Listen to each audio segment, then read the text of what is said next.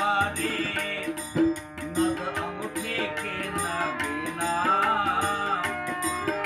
आ देवर अबही लड़का बरन बैसन है देवरानी। सासू हमरो हीरा बड़ी आ नग अंगूठी के जेठानी। सासू हमरो हीरा बड़ी नग अंगूठी के जेठानी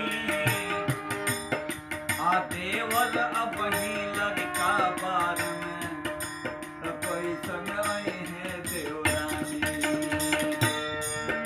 आ घर में रहत मोरा मन उब गईले अरे घर में रहत मोरा मन उब गईले अरे खबर दिहा